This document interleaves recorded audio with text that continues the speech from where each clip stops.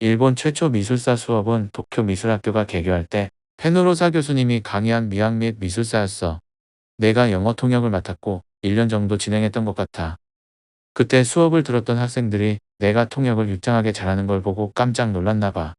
그 후로 영어 공부법에 대해 꼬치꼬치 캐묻는 학생이 많아. 그런 녀석들이 기특해서 뭐라도 일러주려고 하는데 최근 경향을 몰라 답답하더군. 학교를 졸업한 지가 십수년이 지나서 말이야. 카쿠조가 말했다. 우에노 공원에 자리 잡은 관립 도쿄 미술학교는 온통 허허벌판 속에서 뭔가를 만드는 기백이 가득했다. 당시 물감을 본 적도 없는 학생이 태반이었다. 하버드대 출신인 페노로사 교수는 도일 후 도쿄대학에서 철학, 정치학, 경제학을 가르쳤다. 일본 미술에 깊은 관심을 가져 카쿠조와 함께 고찰의 미술품을 찾아다니며 보물 조사를 했다. 서양 문화 숭배시대 풍조 속에서 무시당하던 일본 미술을 높이 평가한 후 연구를 진행하여 서구 세계에 널리 소개했다. 카쿠조는 페노로사 교수의 지도로 일본 미술에 눈을 뜨게 된다. 1880년대 초반 윤치호는 일본 유학 중에 사귄 도쿄대 학생 미야오카로부터 페노로사 교수를 소개받고 그의 장모에게 알파벳 ABC를 배웠다. 그녀는 윤치호에게 F 발음을 가르쳐 주느라 고생했다. 일본에서 영어라면 단연코 형님이 으뜸이시죠. 사람들은 형님을 영어 명인으로 부르고 있습니다.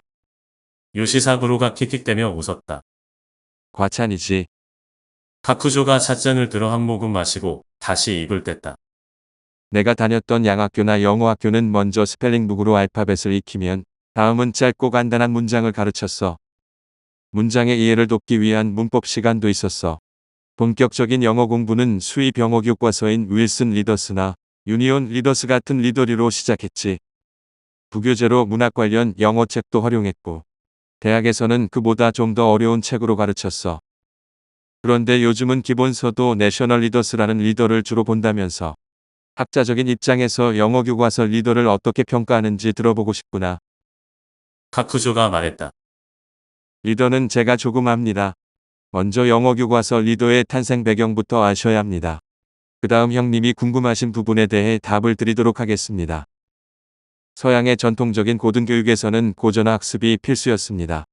귀족이나 상류 시민층 교육으로 먼저 그리스어와 라틴어를 학습시키고 다음은 그리스와 로마의 고전을 가르침과 동시에 라틴어로 훌륭한 연설을 할 수 있도록 고전 수사학 훈련을 시킵니다. 그에 비해 18세기 후반 이후 산업혁명으로 대량의 노동자가 출현한 영국에 이어 미국에서는 중류 이하의 계층에서 청년을 선발하여 자국어로 읽고 쓸 수 있고 수학도 공부에 어느 정도의 판단력을 갖추고 노동자에게 지시도 내릴 수 있는 하급관리직 양성이 급선무였습니다. 그 때문에 새로운 커리큘럼이 요구되고 셰익스피어의 작품 같은 영어 고전의 이해를 교육 목표로 하는 중등교육 커리큘럼이 만들어졌습니다. 그 중심이 되는 것이 영어 교과서인 리더입니다. 알파벳 습득과 단어의 발음을 가르치는 스펠링북을 시작으로 리더 제1권부터 제3권까지가 초등교육 과정입니다.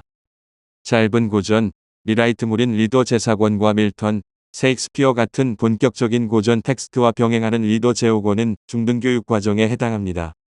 메이지 초기 일본의 영어학교에서는 리더 제3권까지 대중적으로 사용되었습니다. 대표적인 시리즈로 윌슨 리더스, 유니온 리더스, 뉴 내셔널 리더스가 있습니다. 이들은 가끔마다 수준이 거의 같기 때문에 영어 학력을 나타내는 유용한 지표로 사용되었습니다.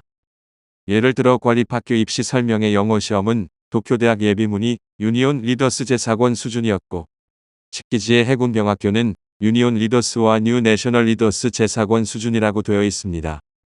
최근 경향은 유니온 리더스는 여전히 봅니다만 윌슨 리더스는 종교적인 언급이 눈에 띄고 시가 너무 감상적이어서 당국의 심기를 불편하게 한 건지 인기가 시들합니다.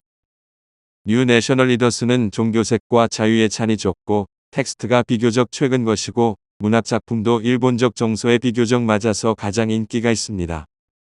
다만 이들 리더는 미국 초등학교용으로 만든 국어교과서이고 이미 영어로 듣고 말하는 구어 능력을 갖춘 미국 아이들에게 읽기와 쓰기를 가르치기 위한 책이기 때문에 일본 중학생용 영어 교과서로 사용하는데 어려움이 있습니다. 다른 리더의 경우도 마찬가지입니다. 수입 영어 교과서의 한계라고 할 수 있습니다. 당시 일본에서는 롱맨 리더스와 스윈턴 리더스도 널리 활용했다. 조선의 유경공원은 롱맨 리더스를 교과서로 사용했다. 지난번에 이어 형님이 상급 학교에서 사용하는 영어 부교재가 너무 어렵다고 말씀하셨는데요. 저도 그 지적에 대해 전적으로 공감합니다. 그런데 그에 못지않게 기본서인 리더도 문제가 있습니다. 외국에서 정평이 있는 초등학생용 책을 번각하여 사용하고 있지만 발육 단계가 다른 일본의 중학생들에게는 유치한 내용도 있어 자칫 흥미를 잃기 쉽고 무엇보다도 배우는 양이 너무 많아 책의 부피를 줄여줄 필요가 있습니다. 방법은 아무리 생각해도 일본인이 편찬한 교과서밖에 없지 싶습니다. 누구보다도 동포들의 어려움을 잘 알 테니까요. 지난번에 거론한 도야마 교수님 교과서 정책 문부성 영어 독본이 있지만 대화체에 반복 훈련이 많고 스토리가 약해서 학생들이 그다지 재미있어 하지 않습니다. 교사들은 주로 발음 훈련용으로 활용한다고 합니다. 새로운 교과서는 기존의 수입 영어 교과서 구성과 같은 체제에다가 내용면에서 일본적인 요소를 싣고 되도록 쉽게 쓴 교과서면 될 것 같습니다. 단단 아이브 교수님이 준비하고 계신다고 들었습니다. 요시사부로가 말했다. 간다 교수라면 쓰다 우메코에게 청혼했다가 거절당했던 그 교수를 말하는 거지. 내가 도쿄대학 졸업할 무렵에 도쿄대학 예비문 강사였을 거야. 두 사람 모두 긴 유학생활 끝에 우리말을 전부 잊어버렸다는 사실이 안쓰러웠는데 말이야. 처지가 비슷하다고 그걸 이유로 청혼을 했다는 게 웃겼어. 영어로는 서로 통한다는 거잖아. 그 교수 사람들을 즐겁게 만드는 재주가 있나 봐. 카쿠조가 껄껄껄하고 너털 웃음을 터뜨렸다. 쓰다 우메코는 만 6세이던 1871년에 이아쿠라 사절단과 동행하여 미국으로 유학 갔다. 그 일을 기억하시군요. 원래는 스다와 함께 유학 갔던 야마카와 스테마치에게 먼저 청혼을 했으나 교수님이 너무 젊다는 이유로 거절당했다고 합니다. 그 후 야마카와가 다시 스다를 소개했는데 그녀 역시 관비 유학으로 나라의 은혜를 입었고 그 의무를 아직 다하지 못했다는 이유로 거절했다고 합니다. 불과 6개월 만에 두 명의 여인에게 차인 셈인데요. 교수님은 저의 공립학교 은사님이시고 점잖은 신사분이신데 젊은 시절 그런 용기를 내셨다는 말을 듣고 뜻밖이어서 깜짝 놀랐습니다. 요시사부로가 말했다. 당시 잘생긴 모던 보이와 모던 걸의 결합이라고 해서 사람들이 흥미로워했는데 그런 아픔이 있었군. 조기 유학이 외국어 습득에 효과적이긴 하나 세상 사는 양면성이 있어서 얻는 게 있으면 잃는 것도 있기 마련인 게야. 아무튼 누가 쓰든 이제 우리 일본인이 편찬한 리더가 나올 때가 되었어. 그런데 너는 리더에 대해 그렇게 잘 아냐? 궁금한 듯 카쿠조가 요시사부로 얼굴을 빤히 들여다봤다. 요시사부로가 빙그레 웃었다. 국어학자라서 그렇습니다. 근대적인 학교, 근대적인 교과서라는 개념이 없던 메이지 초기 미국 초등학교 국어 교과서인 윌슨 리더스를 새로운 교과서 모델로 삼았습니다. 당시 영향력이 컸던 페스탈로치의 실물교육 같은 교육 이념을 잘 반영한 책이라고 판단했기 때문입니다. 윌슨 교과서를 참고하여 연구 끝에 우리 아이들용 수학 복본을 편찬했습니다. 근래 들어 문명개화와 구미 중시 풍조를 비판하면서 국어주의화 경향을 띠고는 있지만 그렇더라도 미국에서 교과서가 나올 때마다 우리 국어학자들은 눈여겨볼 수밖에 없습니다. 독립이 필요한 건 국어교과서도 영어교과서도 마찬가지입니다. 요시사부로가 쓴 웃음을 지었다. 내가 국어학자이고 언어학자라는 사실을 잠시 잊었구나. 마지막으로 영어 부교재 중 재미있는 문학책에 대해 좀 더 이야기해보자. 나는 영어학교나 개성학교에 다닐 때 디포의 로빈슨 크루소, 골드스미스의 더 비카 오브 에이크필드, 어빙의 더 스케치북 같은 문학책을 주로 읽었어. 당신은 읽을 만한 영어책이 별로 없었고 책값도 무척 비쌌지. 요즘은 셜록 홈즈 시리즈 같은 재미있는 추리물이 나와서 그나마 다행인 것 같아. 스트랜드 매거진에서 작년 말부터 새로운 셜록 홈즈 시리즈를 연재하기 시작한 건 알고 있지. 1편은 실버 블레이즈인데 이미 구해서 읽었어. 웨식스 경마장의 명마 실버 블레이즈가 실종되고 조교사도 살해당해. 그런데 이번 단편은 범인을 알아맞힌 사람이 없을 거야. 전혀 뜻밖의 인물이었어. 지금쯤 2, 3편도 출시했을 거야. 조만간에 일본에도 들어오겠지. 카쿠조가 말했다. 이 셜록 홈즈 시리즈는 이듬해 두 번째 단편집 더 메모아즈 오브 셜록 홈스이라는 제목으로 출간된다. 아직 일본의 셜록 홈스 시리즈 번역본이 나오기 전에 형님은 원서를 미리 입수해 읽고 내용을 들려주셨죠. 아마 셜록 홈즈를 일본에서 가장 먼저 원서로 읽은 사람은 형님일 겁니다. 저도 형님 따라서 원서로 읽었는데 재미있어서 시간 가는 줄 몰랐습니다. 그날 이후 아서 코난 도일이라는 작가에게 매료되고 말았습니다.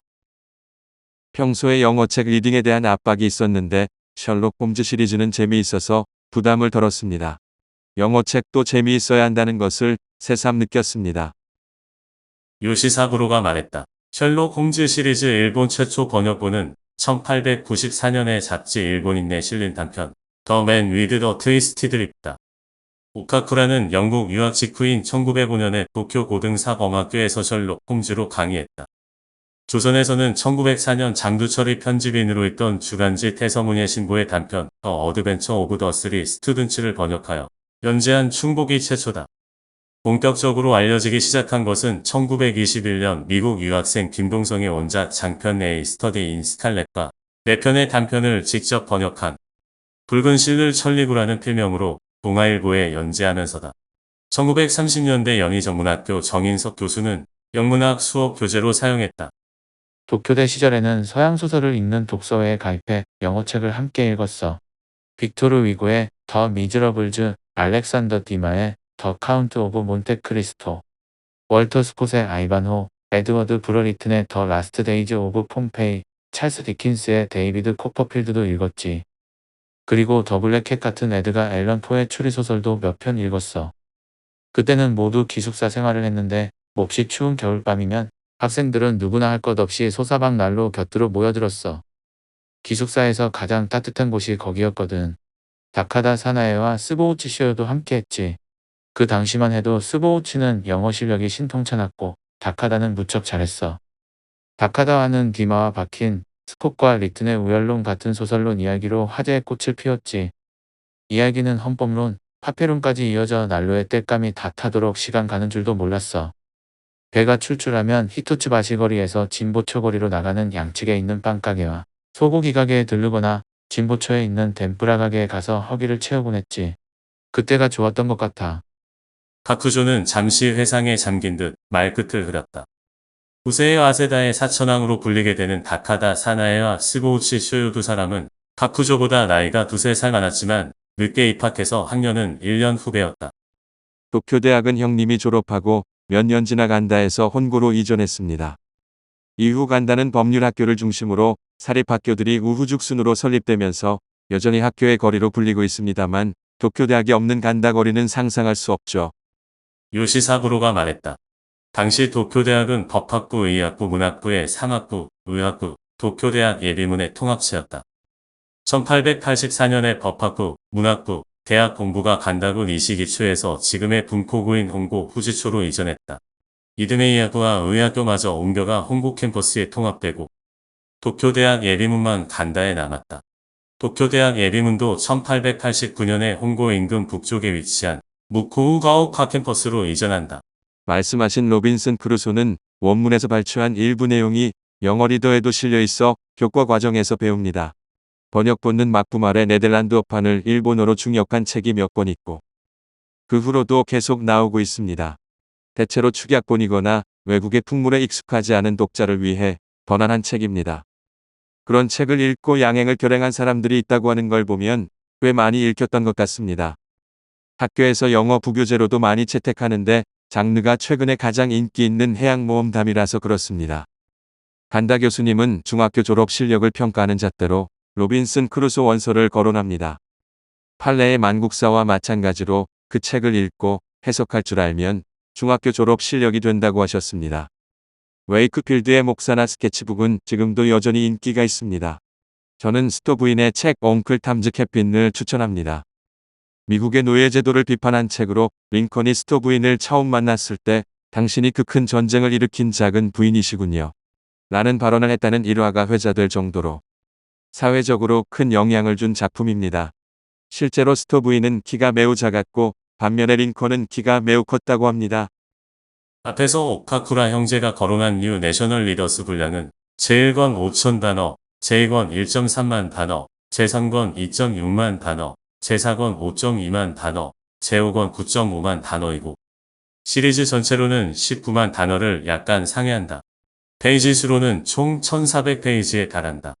리더류 중에 유니온 리더스와 함께 단어 수가 가장 많은 편에 속한다. 현대 보통교육의 관점에서 보면 중학생용 교과서라고 도저히 믿기지 않을 정도로 두껍다. 특히 제국원의 경우 중복하지 않는 어휘는 1만 단어를 약간 상회하는데 그 정도가 메이직이 고교 입시 수준이었다. 도쿄대학 초대 총장 가토 히로유키는 뉴 내셔널 리더스 제국원을 읽고 해석할 수 있는 사람이 있다면 월급 100엔을 주고 고용하겠다고 했다. 당시 돈 100엔은 대학 교수 초봉 수준이다. 도야마 교수도 1897년 자신의 저서에서 뉴 내셔널 리더스 제1권을 가르칠 능력이 되면 월 60, 70엔을 받을 수 있는 교사로 채용한다고 했다. 이런 후한 대우는 그만큼 학습자의 부담이 컸고 일본인용 교과서로 사용하는 데 어려움이 있었다는 것을 방증한다. 1900년경 수학교 교사 초임은 13엔, 경찰 초임은 12엔이었다. 한 연구 자료에 따르면 태평양 전쟁 전에 영어 교과서 건당 총 단어 수는 3.3만 단어였지만 전쟁 후는 8천 단어 정도로 4분의 1 통학이 났다고 한다. 현재 우리나라 중고등학교 영어 교과서도 일본과 비슷한 수준이다. 이런 수치로도 태평양 전쟁 전에 학생들이 어느 정도 강도 높은 영어 교육을 받았는지 짐작할 수 있다. 구한말과 일제강점기 초반 조선 청년들도 주로 뉴 내셔널 리더스로 영어를 배웠다.